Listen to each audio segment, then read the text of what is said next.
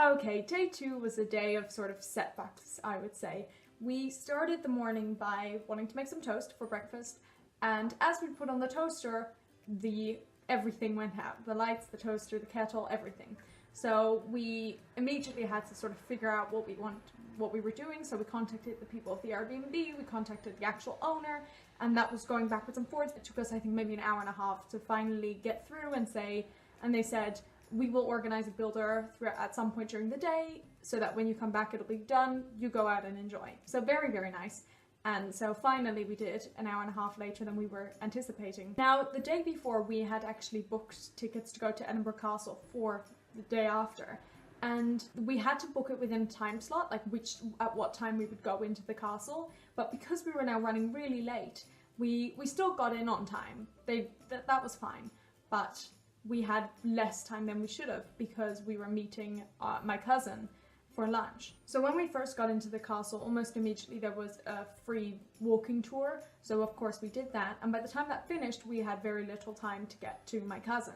So we spoke to some of the people there. Again, the staff were absolutely wonderful, very, very nice, very friendly, and said, look, I know this isn't usually how it goes, but would you mind if we come back later without having to pay again? Because they were expensive tickets and, you know, it felt like such a shame to have done very little of the castle. Anyway, they said that's fine, so we went out for lunch with my cousin and then we came back to the castle after. So just before I continue on with the second part of the castle, I just want to say our walking tour guide was named Paul. He was fantastic, very, very good, highly recommend again. So then we came back to the castle and it was very, very nice. We sort of did our own thing but still stayed together.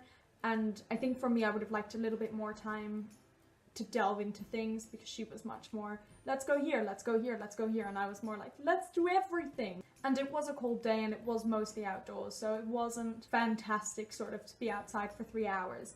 But I think we spent nearly 3 hours there and in total, and you definitely could spend more than that. So I would recommend sort of going for the whole day, I think, and maybe don't plan something in the middle of it. So then my cousin after that recommended to go to Dean Village. So we decided to look into it, see if we could get there. We did, and we walked up and down, I think, a road called Dean Path, which was also a hill, so of course. And we walked up and down it, I think 3 times before realizing we couldn't find it. So we asked someone who knew the area very well, said she goes to Dean Village a lot, but the road that you usually take was closed, which explained why we couldn't find anything. And at this point, again, it was starting to rain, it was cold, we'd been on our feet for a really long time, and we were ready to head back home. So we did. Now, again, for supper, we were meeting my cousin, but he only could do very late. So we'd only booked, I think, for maybe 8:45. And we got home, I think, around 5-ish, maybe 6. And my grandmother was hungry, so she put on a piece of toast. The power cut out again, and we had another hour waiting, trying to figure it out. Turned out it was incredibly easy to fix, but of course we didn't know it and we didn't want to sort of play around in another person's house.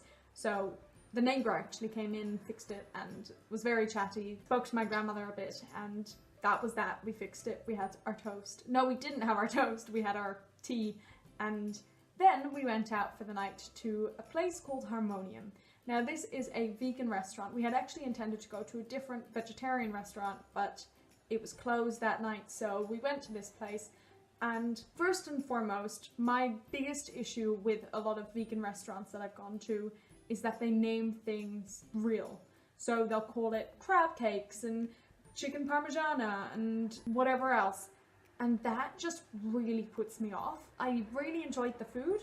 We all did, I think. There was one dish we didn't like, but everything else was really, really good. But just don't call it those names. So that was called Harmonium, and I do recommend it, aside from the names.